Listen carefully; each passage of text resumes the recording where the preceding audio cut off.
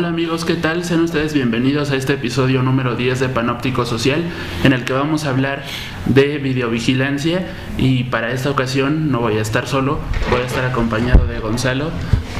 Hola, ¿qué tal? Y desde luego estamos en la Universidad Autónoma del Estado de México con el doctor Nelson Arteaga Botello. Bienvenido. Gracias, muy amable, gracias por la invitación. Y bueno, en esta ocasión pues queremos invitarlos a que sigan viendo nuestros episodios y vayan comentando. Mi nombre es Luis Eric y para comenzar pues queremos invitarlos también a que revisen nuestros métodos de contacto que están apareciendo en pantalla, que son los que tenemos en Facebook, Twitter y YouTube tenemos bastantes. Y que por favor entren a panopticosocial.com y ahí pueden ver cada uno de nuestros videos, que ya vamos en el episodio 10, ya en la recta final de esta primera temporada que estamos grabando para ustedes en Panóptico Social. Nelson Arteaga Botello es doctor en Sociología por la Universidad de Alicante, España, profesor investigador en la Facultad de Ciencias Políticas y Administración Pública de la Universidad Autónoma del Estado de México. Sus líneas de investigación son los campos de problematización y los dispositivos en torno a los problemas de violencia social y desigualdad en México y América Latina, así como estudios sobre vigilancia social en la región. Entre sus publicaciones recientes se encuentran The Mérida Initiative, Security Surveillance Harmonization in Latin America, en European Review of Latin America and Caribbean Studies, 2009. Privacy and Surveillance in Mexico and Brazil, en Privacy, Surveillance and the Globalization of Personal Information, McGill's Queen's University Press, 2009. Y bueno, para comenzar con el tema, que es videovigilancia, pues queremos saber un poco cuál es el origen en las sociedades modernas sobre el concepto de vigilancia. Pues sí, hay una reflexión, digamos, importante en la sociología con respecto a lo que significa el término vigilancia, ¿no? Por una parte, algunos autores contemporáneos como Giddens, por ejemplo, introducen a la vigilancia como un elemento central para el desarrollo de las sociedades contemporáneas, porque permite de alguna forma a la burocracia y al Estado en general el de poder tener un control sobre su población, saber cuántos somos, dónde estamos, qué hacemos, cuánto consumimos, y a partir de ahí diseñar una política que permita de alguna manera la gestión y la administración de la población. Por supuesto que el libro más famoso, ¿no? No es quizás el de Giddens, ¿no? El de Estado y el de Violencia y Estado-Nación, donde plantea la importancia de la vigilancia como un elemento central para el desarrollo del capitalismo, sí, claro, sino sobre todo el libro de Michel Foucault sobre vigilar y castigar. No obstante, en casi todos los clásicos podemos encontrar el concepto de vigilancia, aunque no con el peso que le da en este caso Giddens o le da Michel Foucault. Marx, por ejemplo, cuando habla en alguna de sus obras, en particular en El Capital, sobre el funcionamiento de las industrias, pone como elemento central el punto de la vigilancia, sí, claro, como una forma que permite a la fábrica el de garantizar la producción, el de poder mantener una observación sobre lo que se realiza en la línea de producción. Y otros autores, el caso de Weber, ¿no? Quizás también señala, sobre todo en Economía y Sociedad, en algunas partes de Economía y Sociedad, la importancia que tiene la vigilancia para la constitución de la burocracia. Es un concepto que en la sociología clásica está presente, que no tiene evidentemente un rango tan importante como otros que se desarrollan ahí, pero que a partir de Anthony Giddens y después con Michel Foucault empieza a adquirir la vigilancia un elemento fundamental. Posteriormente hay una serie de trabajos, sobre todo de la sociología norteamericana, en particular el trabajo desarrollado por Gary T. Marks, donde establece que la vigilancia se convierte, al menos para el Estado, en un elemento fundamental para el control de la población.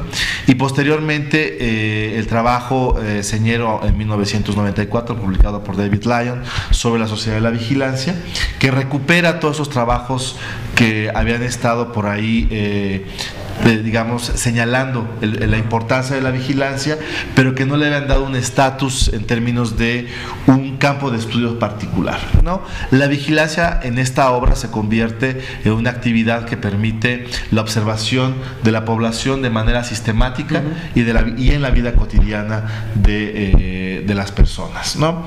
Y eso entonces le permite tener un estatus distinto, le permite tener una carta de su ciudadanía particular en la sociología, ¿no? Y a partir de mediados de la década de los 90, digamos, comienza a consolidarse ya la vigilancia como un concepto autónomo, como un concepto independiente, con un grupo de investigadores que se dedican exclusivamente a observar cómo se va articulando la vigilancia en distintos espacios, ¿no?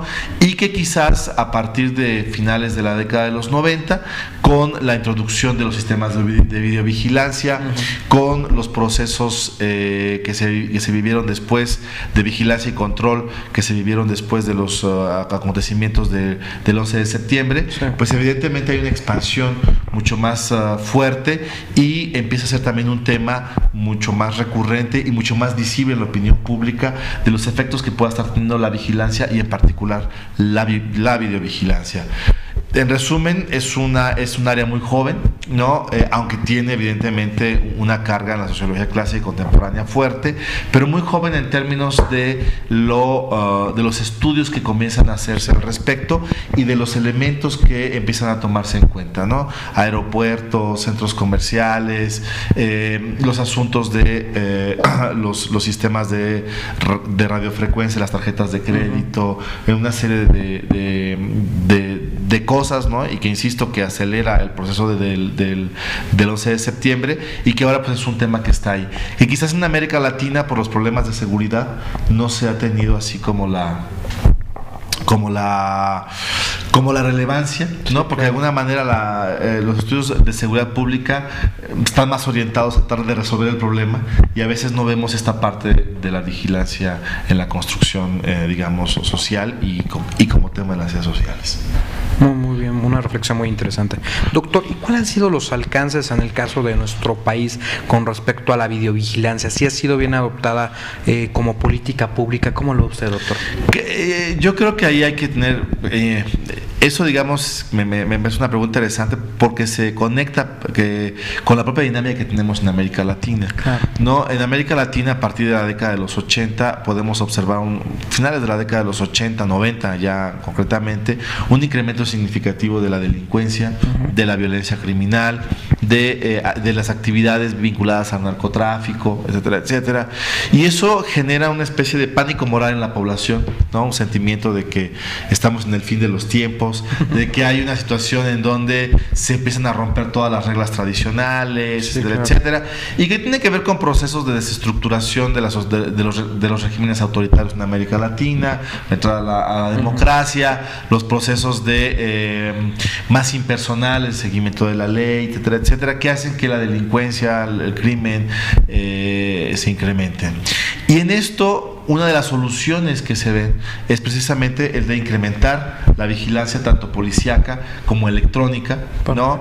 Para poder frenar estos procesos de violencia.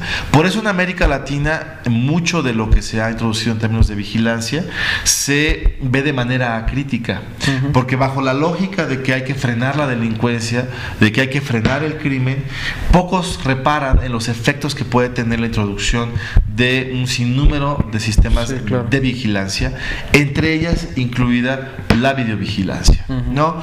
En los países europeos la videovigilancia se ha consolidado ya de hace muchísimos años. En México estamos en un proceso de consolidación importante y lo que muestran los estudios es que la videovigilancia no tiene al final de cuentas un efecto directo en la reducción del crimen, sobre todo porque la videovigilancia es un mecanismo que permite observar un proceso, pero es muy difícil el de poder determinar en qué momento, digamos, se puede estar cometiendo un delito, ¿no? Claro. En Londres, por ejemplo, 3 millones más o menos de cámaras de videovigilancia fueron imposibles para poder tener los atentados que sucedieron años posteriores a los atentados en las Torres Gemelas de Nueva York, lo cual nos habla de que los sistemas de videovigilancia, más que para prevenir, sirven de alguna manera o funcionan para disuadir, o su función es más disuasoria,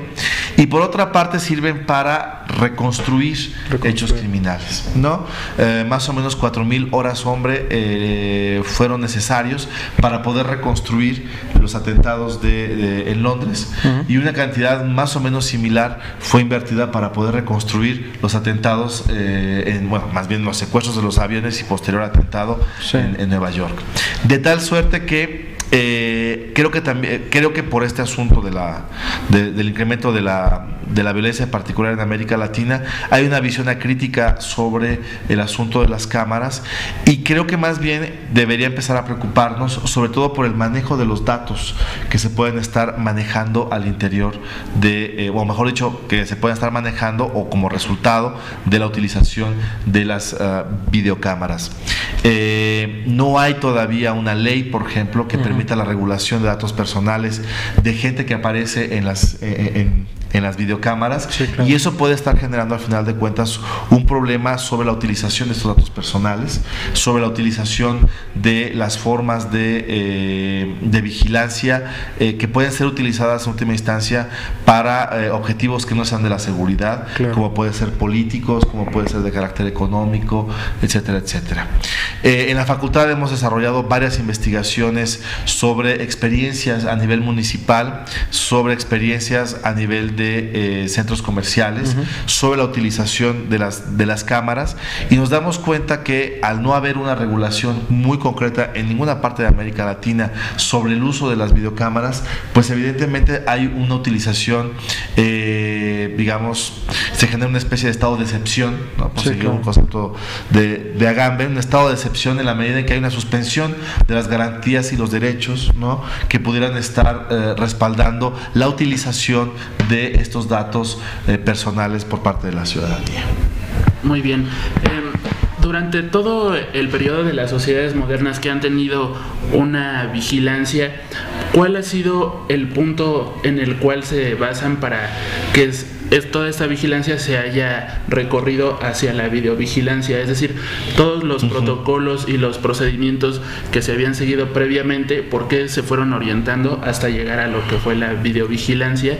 Y a partir de eso poder tener pues la observación y el control de las sociedades y de la vida cotidiana que tienen las personas que están siendo susceptibles de la videovigilancia. Yo creo que ahí hay varios elementos. En general, la vigilancia surge como un mecanismo de los estados modernos, para poder cuantificar a la población, para saber qué hacen, para poder determinar de alguna manera cuáles son sus necesidades, cuáles son los riesgos en los que están los riesgos a los que están sometidos, y tratar en esa forma de generar políticas de protección por un lado, y también políticas por otro lado de control, ¿no? La vigilancia hay que entenderla, creo yo, como una especie de moneda con dos caras. Por una parte, la vigilancia sirve para poder generar políticas de protección y de reducción de riesgos, ¿no? Un estado debe saber hasta dónde llega su población, los niveles de población, las enfermedades y demás, con el objetivo de poder regularlas, controlarlas y disminuirlas, o en su caso eliminarlas. Pero por otra parte también la vigilancia tiene un elemento, digamos, negativo, por decirlo de alguna manera, que es fundamentalmente el aspecto del control social y de la y que permite de alguna manera orientar la acción de la población, o permite de alguna manera direccionar esa acción de la población. De tal suerte que la vigilancia tiene dos caras, ¿no? Dos vertientes: controlar y cuidar, ¿no? Los estados benefactores europeos, sobre todo después de la Segunda Guerra Mundial, queda claro que no pudieron haberse constituido como tales si no hubieran tenido un sistema de vigilancia de su población de la manera en como la tuvieron. Controlar sus enfermedades, tener un control hacia dónde van, de dónde vienen, cuánto dinero ganan, tener una cuenta de seguro social, saber cuántos ingresos tienen anuales para poder determinar y hacer un cálculo a futuro, no solamente sobre los impuestos, sino para generar los mecanismos de jubilación, etcétera, etcétera, ¿no? Es decir, un Estado necesita un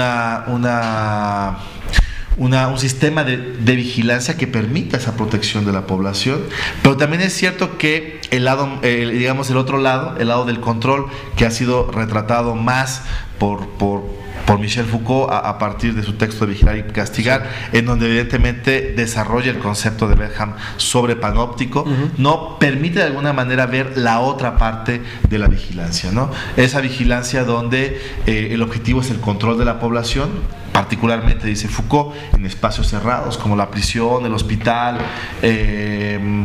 incluso el ejército, ¿no? Sí. Los cuarteles militares, y que Deleuze posteriormente dirá que lo que estaba tratando Foucault era una sociedad que ya no existía, que era la sociedad del encierro, y que después la vigilancia ya no solamente se aplica en los lugares cerrados, sino, dice Deleuze, hay una apertura, ¿no?, del control hacia el exterior, que él denomina fundamentalmente las sociedades de control, ¿no?, donde el objetivo es regular, no solamente en términos positivos, no solamente vigilar a la población para desarrollar políticas de protección, sino vigilar a la población para orientar su acción hacia el exterior, ¿no? Muy bien. Muy bien, pues es muy interesante ver cómo se ha desarrollado la videovigilancia y cuáles son sus características propias que tienen. Es decir, podemos observar que hay estas dos vertientes que se pueden poner a consideración al momento de implementar este tipo de políticas. Claro, sí. Entonces, yo creo que podríamos profundizar a detalle en estas dos vertientes en el siguiente bloque. Regresamos en un momento. Regresamos a este interesante segundo bloque de nuestro programa, platicando con el doctor Nelson Arteaga, aquí en la Universidad Autónoma del Estado de México, de este interesante tema que es la videovigilancia, y que creo que nos debe de servir como un panorama acerca de la reflexión que hace el control social y con respecto a cómo el Estado empieza a transgredir la esfera del individuo, que es la naturaleza de la siguiente pregunta, doctor. Sí, yo creo que, bueno, un poco retomando las reflexiones del primer bloque, sí. Digamos que evidentemente si seguimos la línea de Deleuze con respecto al surgimiento de las sociedades de control, que no se requiere que la gente esté en un espacio, sí, claro, para de alguna manera tener la capacidad de poder vigilarlo, poder disciplinar, poder controlarlo y disciplinarlo, ¿no? Uno de los principales mecanismos que surgen, sobre todo a partir de los 80, 90, es precisamente en el espacio público la emergencia de los sistemas de videovigilancia, ¿no? La videovigilancia es una de las expresiones de la vigilancia del Estado moderno, ¿no? Hay otro sinnúmero de mecanismos mucho menos, agresivos, ¿no? Como puede ser a lo mejor el de espiar a la gente, digamos, como hace la policía undercover, como hacen los norteamericanos de forma encubierta, y la expansión de la videovigilancia pues se da fundamentalmente a partir de la expansión, como mencionamos hace algún momento, de los problemas de la inseguridad en América Latina. La videovigilancia también ha tenido un desarrollo muy particular, sí, ¿no? Sobre todo vinculado al desarrollo tecnológico, ¿no? Las cámaras en una primera instancia solo pueden transmitir a partir de blanco y negro, ¿no? Hay experiencias en Inglaterra y en otros países europeos, no de videovigilancia, pero sí de filmación de las calles cercanas a los edificios públicos, particularmente de los ministerios del Interior y de Policía Administrativas, y hay muy interesantes archivos de cámaras que están ahí vigilando por horas y por horas con Super 8, ¿no? el movimiento alrededor de estos edificios. Posteriormente, también el desarrollo tecnológico ha permitido no solamente el que se pueda estar primero vigilando, después grabando, que es un elemento importante. Primero, pues en sistemas, digamos, de cinta, ¿no? Análogos, y recientemente lo que estamos encontrando es una expansión de la grabación que hacen estos videos en sistemas digitales. Perfecto. ¿Cuál es la particularidad de los sistemas digitales? La particularidad es que pueden transformar la imagen en códigos numéricos, y esos códigos numéricos permiten de alguna forma el de respaldar la información con mayor tiempo, ¿no? Antes solamente se podía guardar la información en, ¿cómo le podríamos llamar? En 2 días o un día, y había que borrar los videos de VHS, luego volver a grabar otra vez, y eso no hacía factible el de tener información guardada en el tiempo.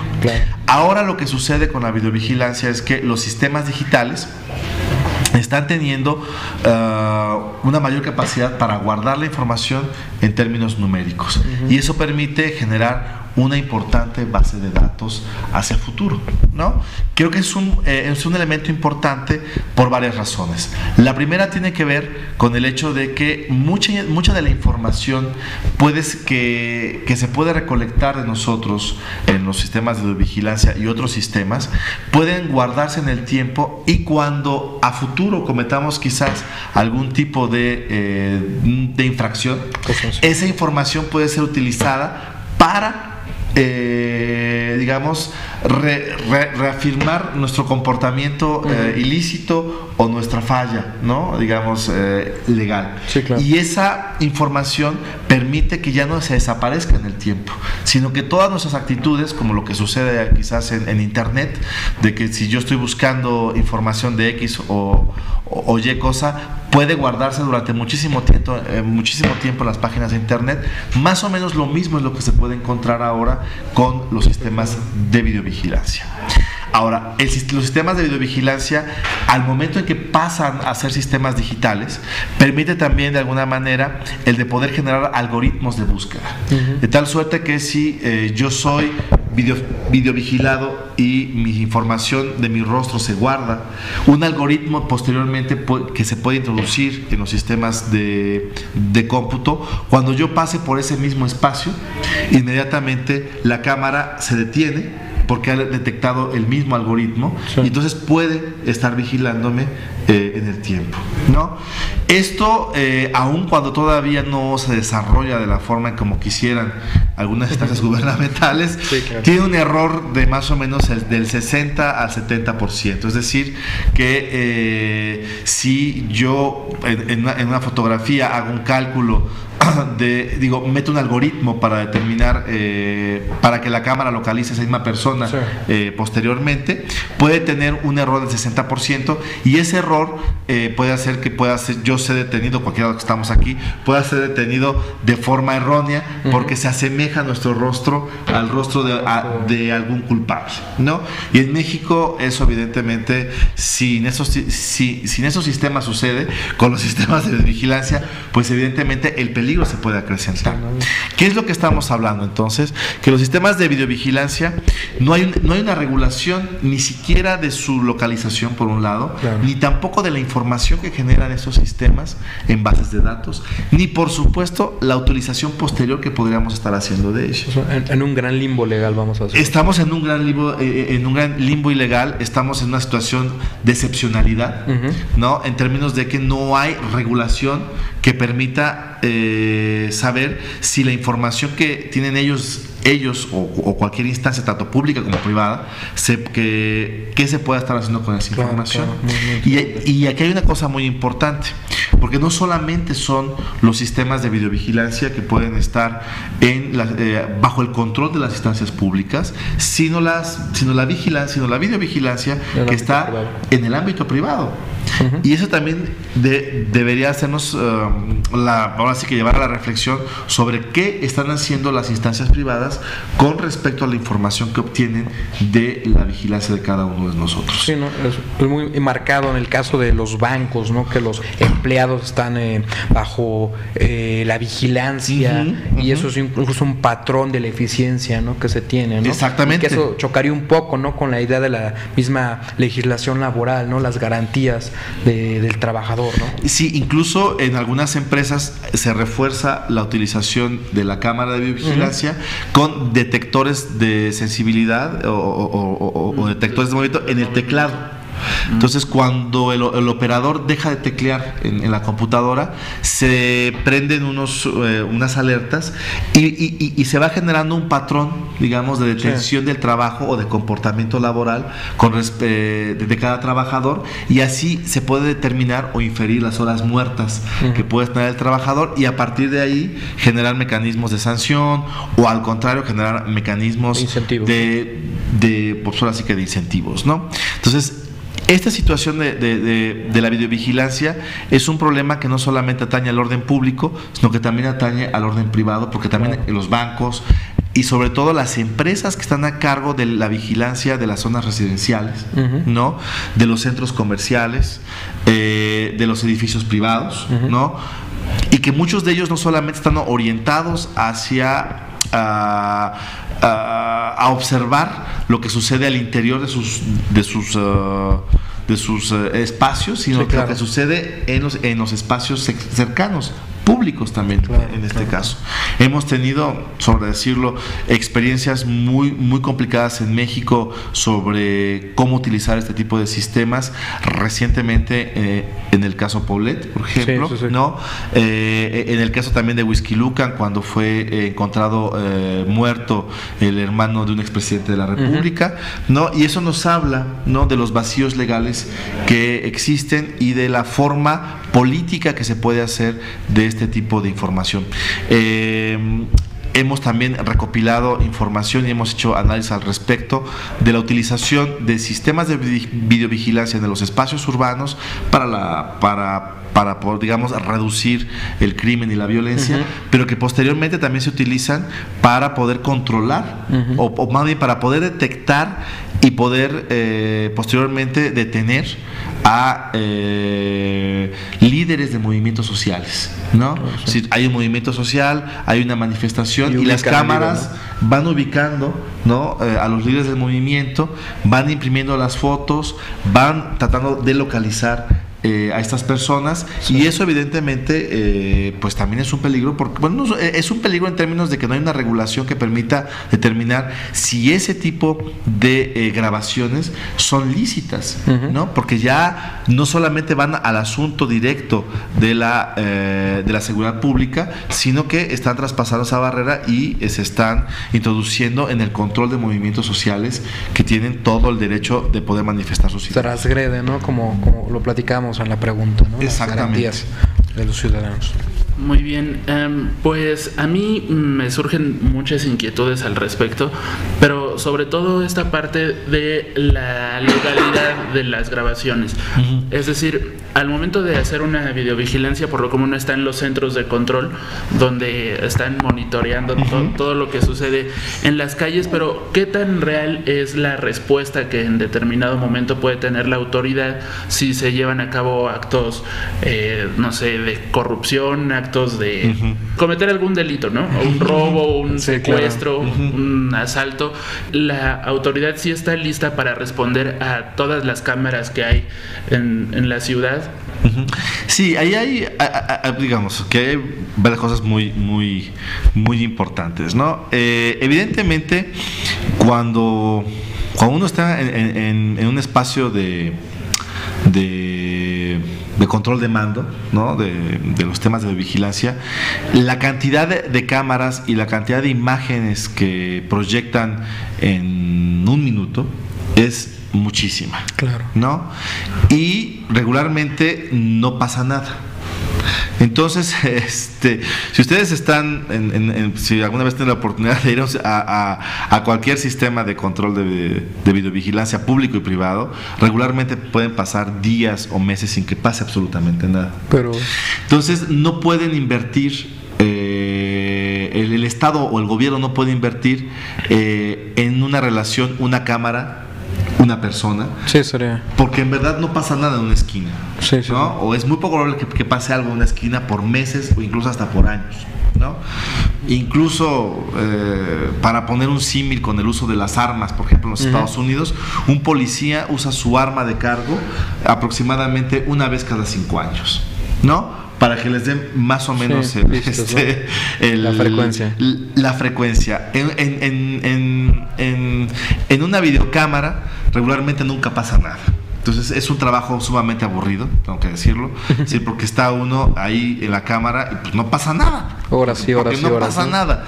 Entonces, lo que regularmente hacen las instancias públicas es poner una persona a cargo de varias cámaras, ¿sí? De la observación de varias cámaras. Y eso no está mal, pero eso evidentemente hace que no haya, digamos, no el cuidado, simplemente es muy complicado saber qué está pasando en 5 o 6 cámaras al mismo tiempo. Sí, es complejo. Y para que suceda un delito, hay que decirlo, puede pasar meses en que no pasa absolutamente nada, ¿no? Entonces, bueno, en esa lógica, lo que tenemos es que, insisto, los sistemas de videovigilancia no sirven en gran medida para dar una respuesta en ese momento. Al menos, evidentemente, que hay un accidente, un choque, ¿no? Entonces, sí se logra ver que la cámara esté posicionada en ese lugar. Regularmente, lo que se hace en los sistemas de videovigilancia es programar que las cámaras estén dando paneos, ¿no? Que estén moviendo la mirada de un lugar a otro de manera programada. Para tener alcances, ¿no? Para tener alcances, y el que está a cargo de alguna cámara, si logra ver alguna cosa extraña, detiene la cámara, la programación, y se enfoca y atiende ese momento, ¿no? Pero regularmente no sucede así. Por eso cuando vemos nosotros en las videocámaras, cuando nos pasan los accidentes en los programas de televisión dedicados a esto, ¿no? Regularmente no lo vemos tan claro. Sí. Vemos por ahí que pasa el coche y luego hay humo y fuego, pero no vemos, es muy poco probable que veamos el choque en el momento. ¿No? Claro. Porque la cámara está haciendo su pandeo, está trabajando por otro tipo tratando de cubrir más áreas, ¿no? Tratando de cubrir más áreas, porque esa es la idea. No puedes tener una cámara solamente en una esquina fija, ¿no? Sino que está regulándose. Y en ese sentido, las cámaras, insisto, los sistemas de videovigilancia sirven sobre todo para reconstruir hechos que ya pasaron. Reconstruir hechos que ya pasaron, bajo a veces la solicitud de algún afectado, ¿no? Algunas compañías de aseguradoras solicitan la grabación cuando hay algún accidente para establecer quién se pasó el alto para ayudar a peritajes, ¿no? Se puede decir. Exactamente, lo cual tampoco, hasta donde tengo entendido, está regulado. Sí, ¿no? Que eso también tendremos que ver si sí o si no. Una prueba inferencial en ese caso. Claro, porque también depende del tiempo en que haya pasado. Regularmente con los sistemas con los que se cuenta ahora, solamente se puede guardar la información máximo por 2 meses, porque ningún, digamos, sistema de hardware sirve para guardar más información. Sí, eso no. Solamente aquella información que resulte relevante se guarda, pero todo lo demás se va borrando, ¿no? Entonces ahí también hay un criterio diferencial, porque si a mí me toca la mala suerte de que cometí una falta y sí se guardó y otra persona no se guardó, evidentemente va a generar una desigualdad, claro, también en la aplicación de pruebas, ¿no? Y en ese sentido creo que sí hay un problema muy grave en México y en América Latina en general. En los Estados Unidos también lo hay, pero sobre todo en países como Canadá, Reino Unido, Finlandia, Noruega, ya hay regulaciones muy específicas sobre el uso de la información que se está guardando y sobre el uso que pueden hacer tanto entidades privadas como entidades públicas con respecto a esa información.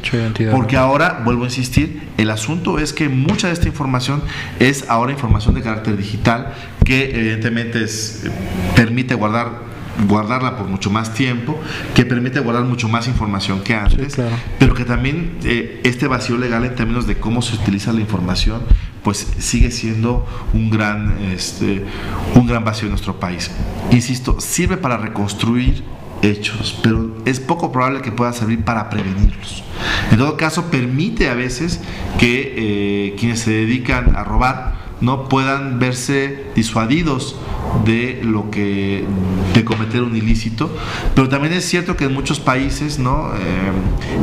Los propios delincuentes han generado o no los delincuentes, no, la sociedad en general ha generado mecanismos para poder evadir esto, ¿no?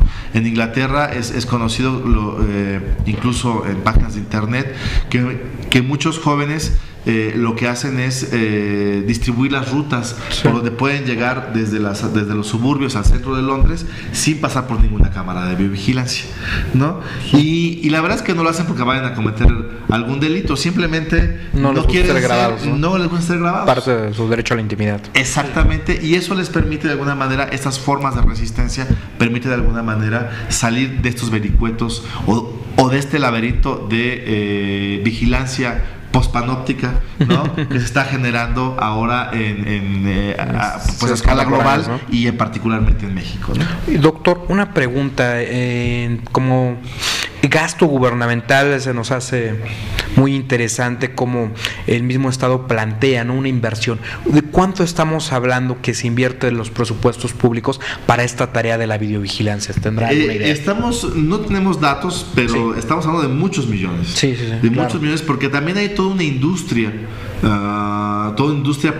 digamos, que vende estos productos y que además tiene lobbies encargados de ofertar su tecnología a las instancias públicas. Perfecto. Y en esta lógica, en la lógica de la inseguridad, en esta generación de este pánico moral, ¿no? Del que habla Kenneth Thompson, donde creemos que ya estamos en el fin del mundo, sí, donde creemos que la violencia está a cada vuelta de la esquina, etcétera, etcétera. Las certidumbres han acabado. Que esta certidumbre o esta generación de certidumbre hace que haya una demanda de control mayor por parte del Estado y que no importa cuánto cuesta, no importa el costo, porque es por nuestra seguridad.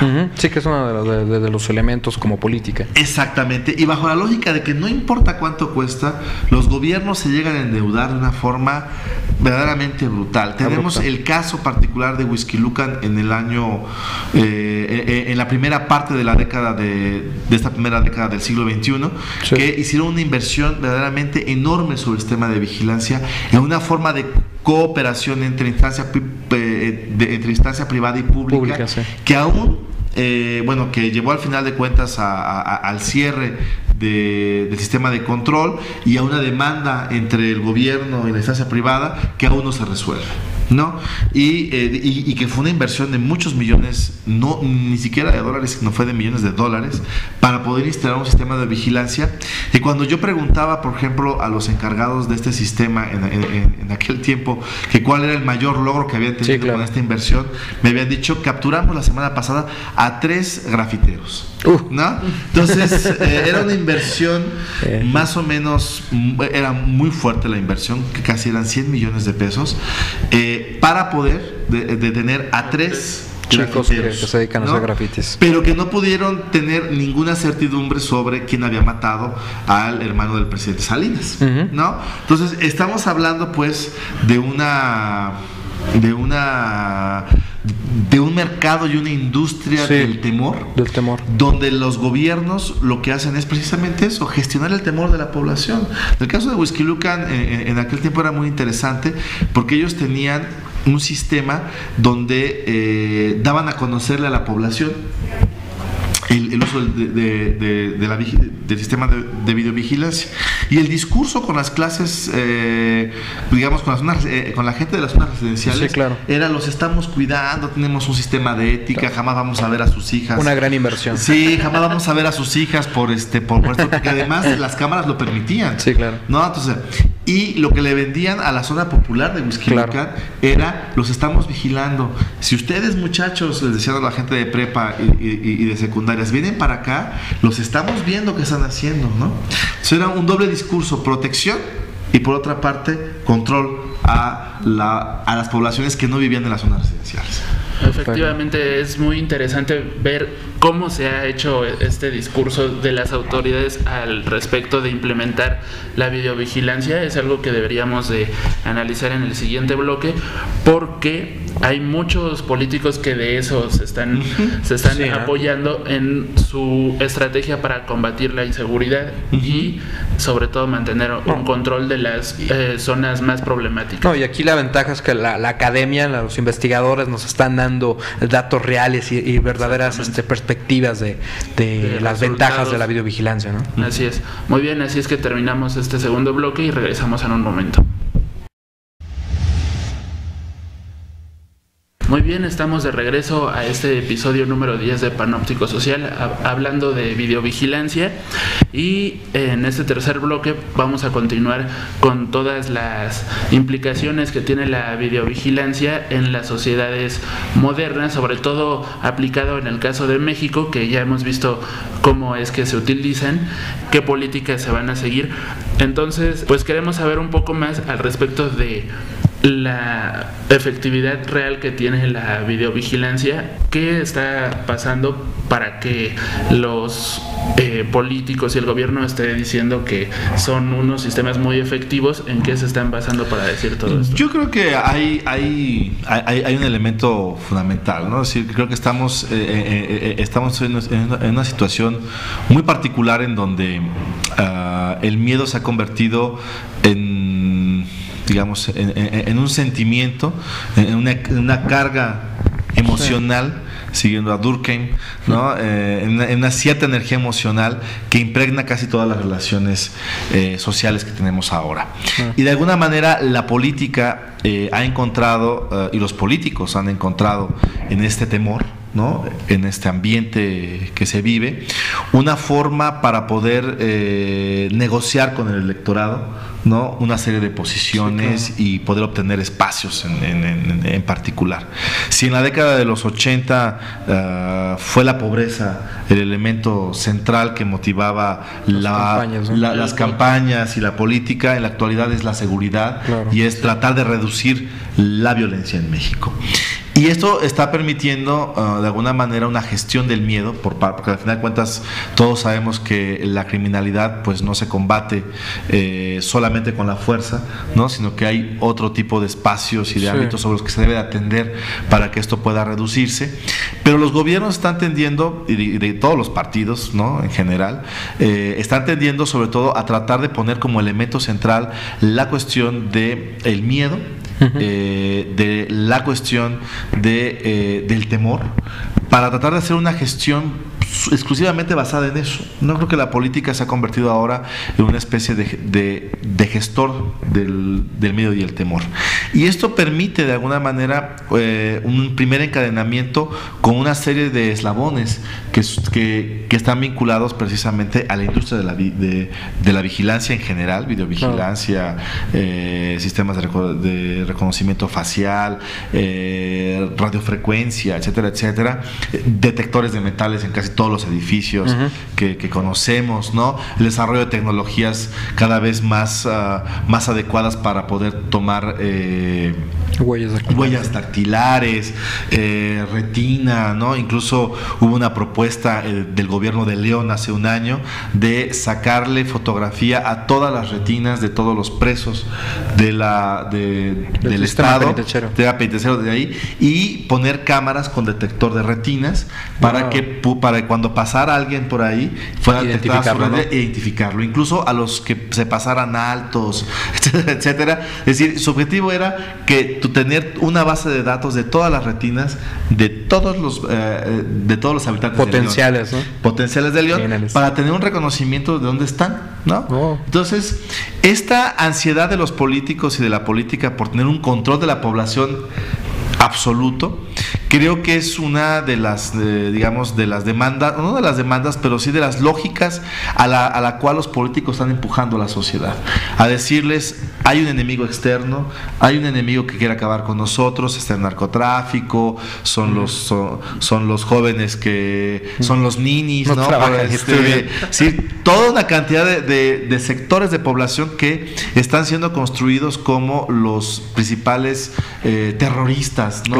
De la población. población, ¿no? Los que toman en la calle, los que consumen drogas, todos, ¿no? Y que particularmente son fundamentalmente aquellos que estereotipamos como delincuentes, que regularmente son los pobres, sí, ¿no? Sí. Que son los que viven en las zonas marginadas, en las zonas periféricas. Potencialmente. Claro. Sí. Los que se cree que potencialmente pueden ser criminales. Y en ese sentido, pues hay un desarrollo muy importante en la política de estos factores de control. Creo que en esta lógica el objetivo es construir la gran base de datos, ¿no? Que es por lo que todos apuntan. Si uno ve las diferentes leyes sobre seguridad pública, desde la primera que salió en 1994, si no mal recuerdo, a la fecha, ¿no? De las leyes federales, siempre el objetivo es tratar de construir la gran base de datos que permita tener toda la información nuestra, ¿no? De articular lo que está en el lo que tiene Hacienda con lo que tiene la Secretaría de Gobernación, eso vincularlo con lo que tiene la credencial del lector, y eso después vincularlo con la videovigilancia y vincularlo con las tarjetas de crédito y con el buró de deudores, y hacer la gran base de datos que permita saber dónde estamos todos nosotros, incluido los automóviles, los celulares, este asunto del registro de los celulares. Claro, y hacer después el cruce para tener la gran base de datos. Verdaderamente es poco probable que se pueda hacer, pero nos queda claro que en política, y los políticos tratan de tender hacia allá, ¿no? De vender a la población que entre más información personal tengan de cada uno de nosotros, más seguros estaremos. Y aquel que se niega a dar esa información es que, porque muy probablemente, pensarán ellos, quieren hacer algo mal. Entonces, quien sea bueno lo va a dar, ¿no? Porque que no tenga nada que temer. Ajá, el que nada debe, nada teme, da nuestra información, ¿no? El gran problema en este país, que es un país que se caracteriza por su corrupción, que se caracteriza por el manejo de información de forma discrecional, que se maneja, pese a que hay leyes para evitarlo, pero que se maneja por su secrecía, por su secreto, por un montonal de cosas. Sí nos llama la atención mucho que este tipo de intentos, que van desde la videovigilancia a todos los demás ejemplos que he puesto, sí nos pone en una situación de duda con respecto a qué van a hacer con nuestros datos. Si en los países desarrollados, donde la idea de ciudadanía está muy consolidada, donde los derechos están muy bien protegidos, al igual que las obligaciones, tenemos problemas de transgresión de información, ¿qué podemos esperar de un país donde sabemos, como sucedió hace muchos años, que la base de datos del IFE apareció en los Estados Unidos? Fue vendida, ¿no? Fue vendida a las empresas. ¿Qué podemos esperar de un país donde un monopolio controla prácticamente toda la información de los celulares? Claro, ¿no? Sí. Incluso el más reciente ejemplo, el registro de los celulares, ¿no? Exactamente. El RENAUT, Registro Nacional de Usuarios de Telefonía Móvil, que ya lo vimos que lo tienen todos, luego dijeron, ay, no, es que ya no sirvió, ya lo vamos a olvidar. Exactamente. No. Y espérense ahora cuando vengan las elecciones para presidente de la República, cuando empiecen a llegar los mensajes a nuestros celulares de los diferentes, de todos los candidatos, no nada más de todos los candidatos. Sí. Nos va a quedar claro que ahí puede haber, incluso ya, porque salió en noticia, a las 3 semanas de que se había cerrado el RENAUT, salió ya la venta de la base de datos en Tepito, ¿no? CD, ¿no? Donde ya uno podía comprar la información. Todos los números. Claro. Y creo que, por ejemplo, uno de los grandes logros que para tratar de frenar esta situación fue el asunto de la credencial, de la Carta de Identidad Nacional, donde el IFE dijo, bueno, nosotros no vamos a dar los datos, y se generó ahí una especie de, o se iba a generar, o se va a generar, la verdad es que ahí todavía muy confuso, una credencial de elector, o una credencial bicéfala, donde hay información que el IFE no sabe de la Secretaría de Gobernación, e información que la Secretaría de Gobernación no sabe del IFE, ¿no? Ahora dijeron que va a ser solamente para adolescentes. Pero ya nos queda muy claro, y niños, ¿no? Nos queda, ya hay las situaciones que quién va a manejar la información de los niños, ¿no? Y posteriormente cómo se va a vincular esa información de los niños con la credencial del elector cuando los niños como potenciales electores, cuando cumplan 18 años van a sacar su credencial de elector, pero la información ya la va a tener la Secretaría de Gobernación. Y ahí empezamos a tener entonces una serie de vericuetos.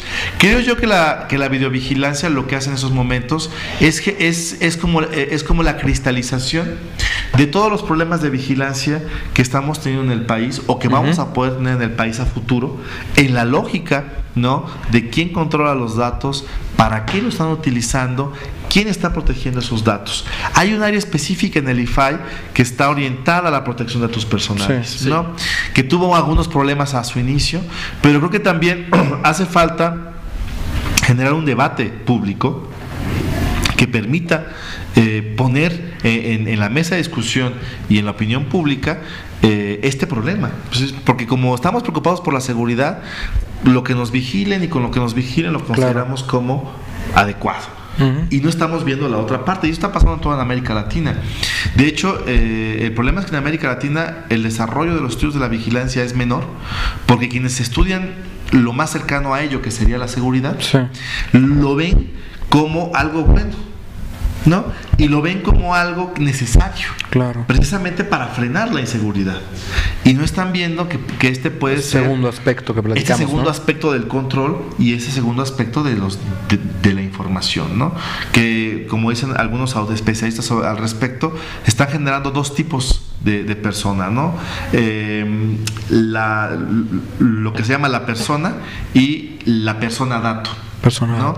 Y tienes dos especies de ciudadanías, ¿no? Una que es tu ciudadanía como persona y otra como personalidad digital, ¿no? Que es donde no hay efectivamente una regulación y no sabemos qué pasa con nuestro otro digital, no sabemos qué pasa con nuestro otro digital, ni a qué fuerzas está sometido, ni a qué presiones, ni de qué manera estos datadobles, como les llaman algunos, ¿no? Están sobreviviendo en esa ciudadanía electrónica en la que desafortunadamente en la que estamos conectados, pero desafortunadamente nuestros derechos no están conectados con ellos, ¿no? Ya para ir cerrando, doctor, este último bloque de esta plática interesantísima y adentrándonos a la idea orwelliana de esta perspectiva tanto de la virtualidad, del control, de un gran ente que nos vigila y que nos controla, ¿cómo ves tú el futuro de esta perspectiva de la videovigilancia? ¿Hacia dónde va? En casos europeos hemos visto donde gente demanda a los gobiernos por un mal uso de los datos. ¿Tú qué nos puedes vaticinar hacia el futuro en el caso mexicano y con cierta perspectiva hacia la América Latina? Yo creo que quizás cuando uno trabaja esas cuestiones de vigilancia y en particular estos de videovigilancia, la referencia al trabajo, a la novela de 1984 es de rigor, ¿no? Es de rigor. La única diferencia es que en el caso de 1984 era el Estado el único que tenía el control de la información de datos personales.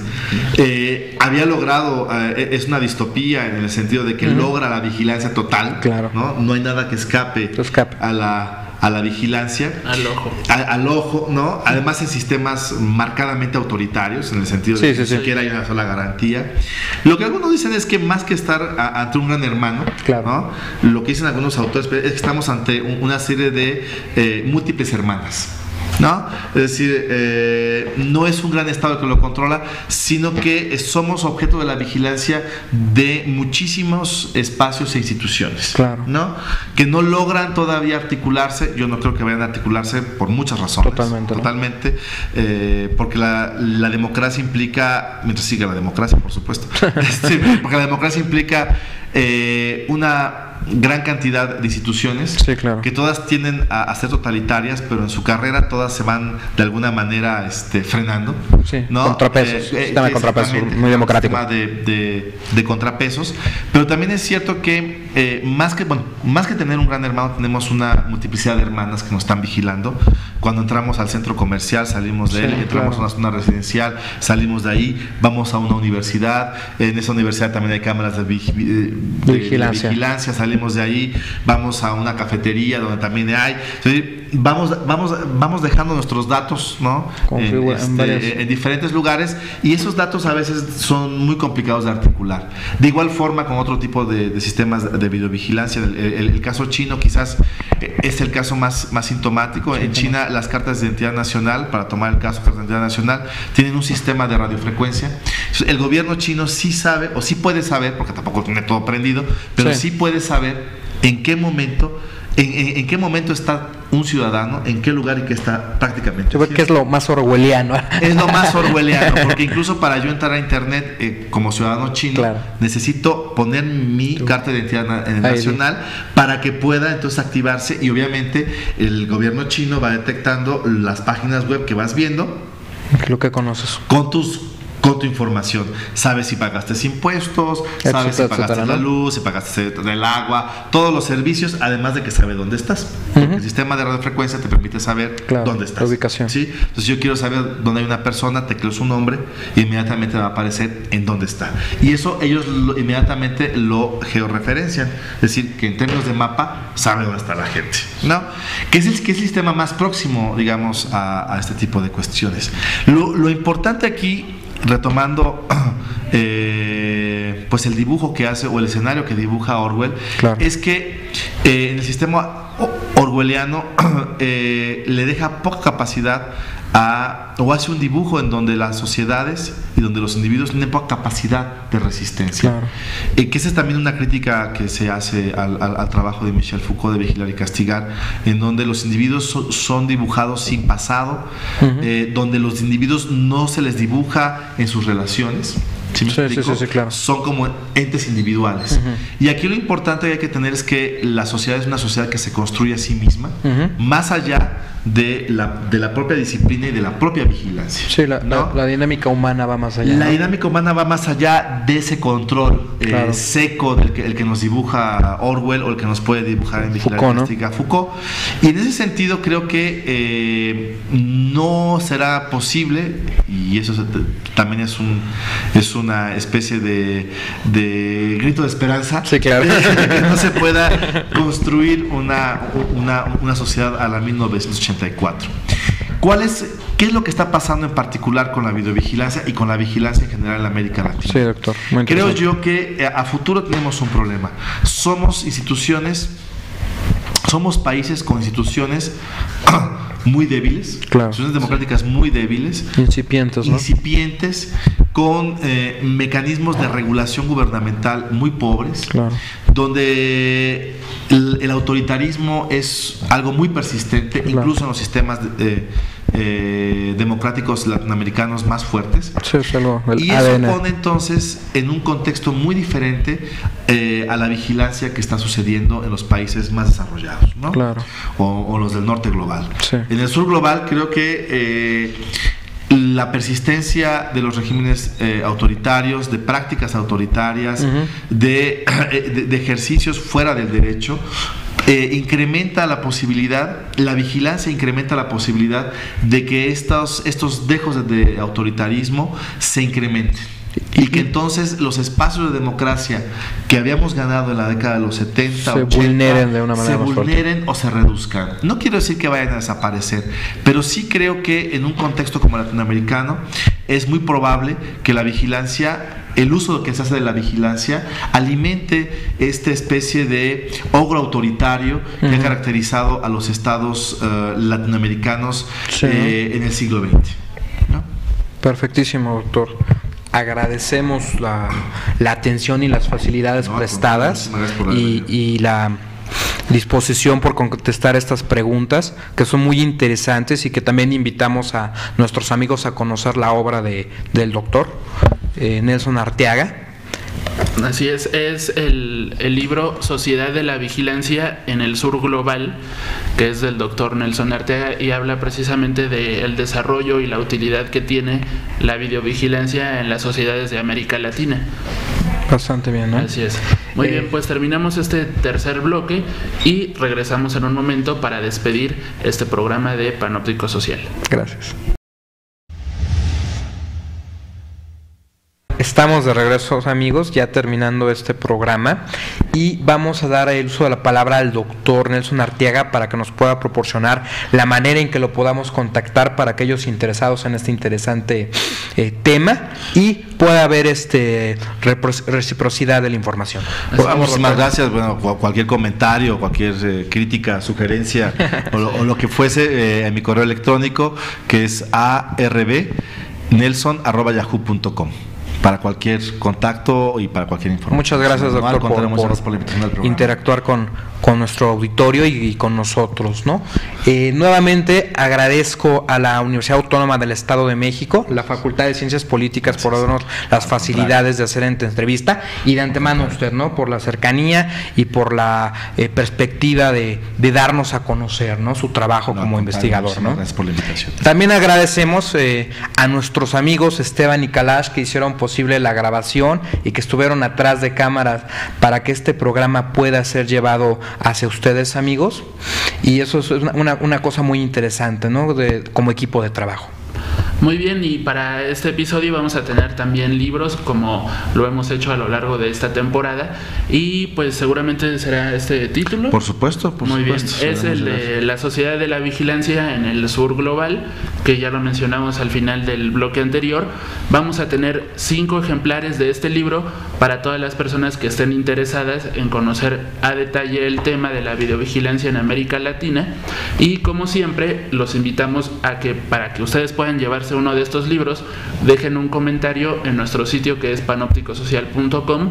Ya hemos publicado también todos los detalles de cómo comentar, cómo hacer llegar sus comentarios a nuestros medios, que está en facebook.com/panópticosocial, twitter.com/panópticosocial, y desde luego en nuestro canal de YouTube, donde pueden ustedes ver resúmenes muy concentrados de los temas que estamos tratando, por si no tienen tiempo, por si quieren tener una idea general de lo que trata cada uno de los episodios. Ahí pueden ir a YouTube, 10 minutos le dedican, y entonces ustedes dejan un comentario y al final vamos a hacer una revisión de cada uno de ellos, de los que estén mencionando que están interesados en obtener una copia del libro Sociedad de la Vigilancia en el Sur Global. Bastante bueno, por cierto. Gracias, muy amable.